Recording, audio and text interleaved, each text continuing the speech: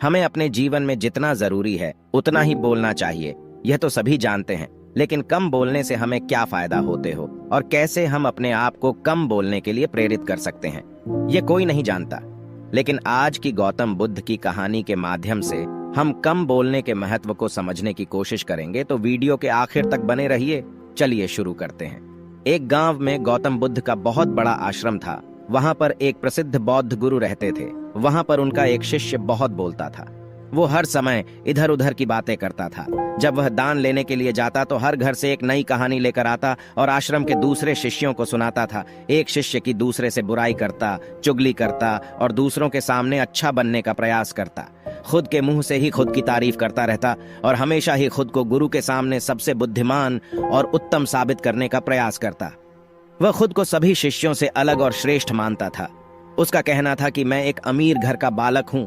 अगर मैं चाहता तो एक आरामदायक और सुविधाओं से भरा जीवन जी सकता था, लेकिन मैं वह सब छोड़कर यहाँ आ गया क्योंकि मुझे सत्य की खोज करनी है, खुद को जानना है, जीवन को जानना है। इसीलिए मेरा त्याग तुम सबसे बड़ा है।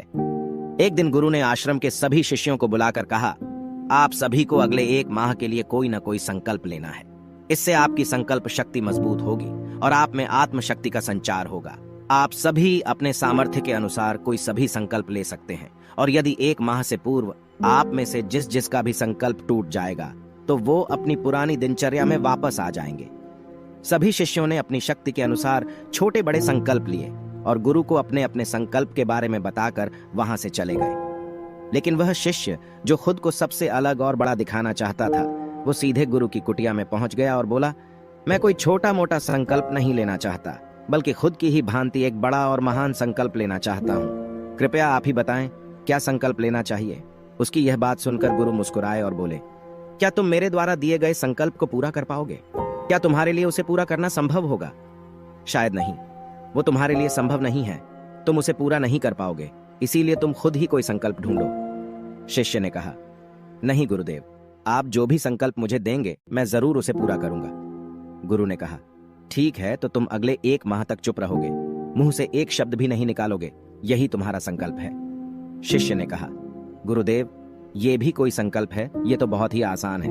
1 माह तक चुप ही तो रहना है। आप कोई बड़ा संकल्प दीजिए जो मेरी योग्यता के लायक हो, जिसे पूरा करने में मुझे समस्या हो। गुरु ने कहा, पहले तुम इस संकल्प को तो पूरा करके दिखाओ। शिष्य ने गुरु की बात मान ली और वह उसी समय चुप हो गया और पलटकर कुटिया से बाहर चला गया। उसे चुप रहना बहुत आसान लग रहा था। उसने एक दिन तो जैसे तैसे चुप रहकर काट लिया, लेकिन दूसरे दिन से उसके मन में ना बोलने का बोझ बढ़ने लगा। तीसरे दिन उसे भारीपन महसूस होने लगा और चौथे दिन उसके अंदर एक अजीब सी बेचैनी होने लगी, क्योंकि आसपास आश्रम के सभी शिष्य एक दूसरे से बातें कर रहे थे। वो भी अपना पक्ष उनके सामने रखना चाहता था, उनकी बोलती बंद कर देना चाहता था, लेकिन उसका संकल्प उसके आड़े आ रहा था। इसीलिए वो पूरे दिन सिर्फ मुंह और आंखें बनाता रहता। इसी तरीके से कुछ दिन और बीते और वह शिष्य बीमार पड़ गया। उसका सिर फटा जा रहा था, उसका खाने पीने तक का मन नहीं कर रहा था, वह सिर्फ बोलना चाहता था। वह गुरु के पास गया और उनके सामने बैठकर लिखकर उन्हें बताया, गुरुदेव, मैं बोलना चाहता हूं। बिना बोले, मुझे सांस नहीं आ रही, मेरा दम घुटता जा रहा है, मैं अंदर ही अंदर पागल हुआ जा रहा हूं। मैं क्या करूं? संकल्प तोड़ दूं क्या? यह पढ़कर गुरु मुस्कुराए और बोले, संकल्प तो तोड़ने के लिए ही होते हैं, लेकिन जो अपने संकल्प को पूरा कर लेता है वही अपनी आंतरिक शक्ति को बढ़ाता है, और जो अपनी आंतरिक शक्ति को बढ़ा लेता है वो समझ और जागृति की राह पर आगे बढ़ जाता है। संकल्प का लेना भी तुम्हारे हाथ में था और इसे तोड़ना भी तुम्हारे ही हाथ में है। तुम्हारे बहुत से भाई अपने संकल्प को तोड़कर अपनी पुरानी दिनचर्या पर वापस आ चुके हैं।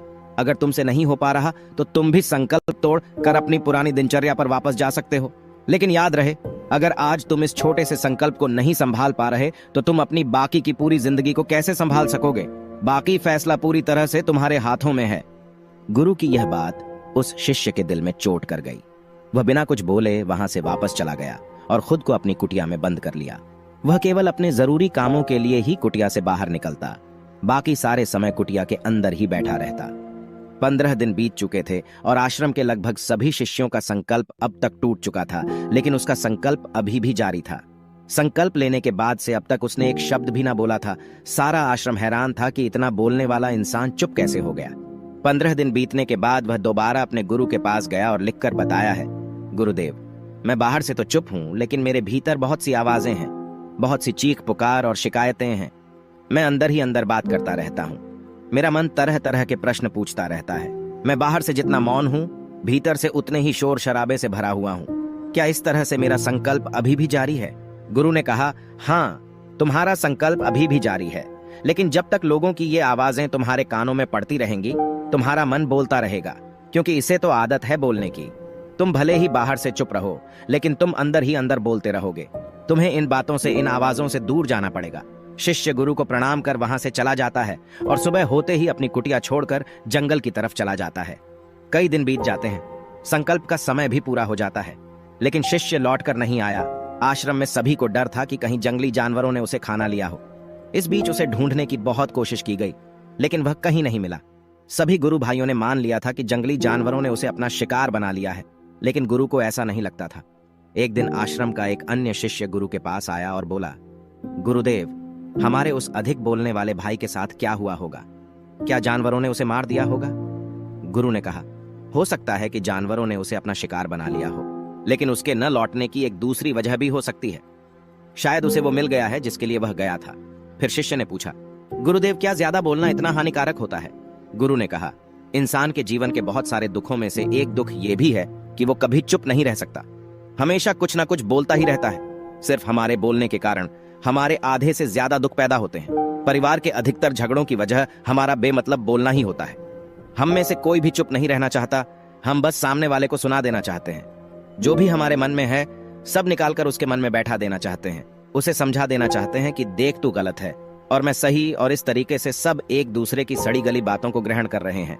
इस तरीके से सुनने और सुनाने का यह काम जिंदगी भर चलता रहता है, लेकिन इस नासमझी में हम अपना समय, अपना जीवन, अपनी समझ और सबसे महत्वपूर्ण वो कीमती पल जो जिए जा सकते हैं, जिनको अनुभव किया जा सकता है, जिनमें आनंद को प्राप्त किया जा सकता है, ये सब खो देते हैं। लेकिन इसके बदले हमें मिलता क्या है? कुछ नहीं, सब व्यर्थ और बर्बाद हो जाता है। इस पागलपन में हमने क्या खो दिया, इसका एहसास केवल कुछ ही लोगों को हो पाता है। बाकी लोग जैसे उन्हें अपने आने का पता नहीं, वैसे ही उन्हें अपने जाने का भी पता नहीं चल पाता। शिष्य ने कहा, तो फिर इसका समाधान क्या है? गुरु ने कहा, पूरी जागरूकता के साथ अपने विचारों को देखना, यही एकमात्र तरीका है। सारी मानसिक समस्याओं का वर्तमान में रहकर चिंतन करना, पूरी जागरूकता के साथ अपना काम करना जिंदगी में चमत्कारिक बदलाव ला देता है। उसके बाद वह शिष्य गुरु से अपने प्रश्नों का उत्तर पाकर उनको प्रणाम करके वहां से चला गया। उस शिष्य को आश्रम छोड़कर गए हुए 3 महीने का समय बीत चुका था, लेकिन उसकी कोई खबर ना थी। अब तक तो सभी गुरु भाइयों ने भी उसके वापस लौटने की उम्मीद छोड़ दी थी, लेकिन एक दिन वो आश्रम लौट आता है। उसे देखकर सभी के आश्चर्य और खुशी का ठिकाना न रहा, लेकिन अब वो नहीं था जो यहां से गया था। वो कुछ और ही बनकर वापस आया था। उसके अंदर एक गजब का बदलाव महसूस किया जा सकता था। उसके चेहरे पर एक गजब का ठहराव और आंखों में बड़ी शांति थी। आश्रम में आते ही सभी गुरु भाइयों ने उसे चारों तरफ से घेर लिया और बातें करने लग गए। वह भी अपने गुरु भाइयों से बातें करने लगा। उससे बात करने वाले सभी ने यह अनुभव किया कि अब वे पहले जैसा उतावला और बातूनी नहीं रह गया था। उसके मुंह से एक एक शब्द बहुत ही सुलझे हुए और मधुरता के साथ निकल रहे थे। थोड़ी देर तक गुरु भाइयों से बात करने के बाद वह सीधा गुरु की तरफ चला गया। उसने गुरु के चरण छुए और कहा, गुरुदेव, क्या मैं अब भी मौन हूं? क्या अब भी मेरा संकल्प जारी है? गुरु ने कुछ देर तक शिष्य की आंखों में बड़े ध्यान से देखा और कहा, हाँ, तुम अब भी मौन हो। तुम्हारे मुंह से एक भी शब्द निकल नहीं रहा और तुम्हारा संकल्प अभी भी जारी है। शिष्य ने कहा, गुरुदेव, जब मैं आश्रम से गया तो मैं मुंह से तो चुप था, लेकिन मेरे अंदर बहुत सी आवाजें थीं।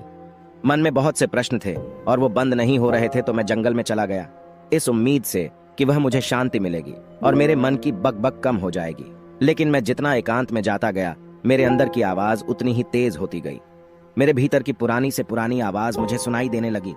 तब जाकर मैंने महसूस किया कि मैं कितना गलत कर रहा था। जब मैं अपने परिवार वालों, दोस्तों को और गुरु भाइयों को बुरा भला कहता था, तो उस समय मुझे लगता था कि मैं सही कह रहा हूं।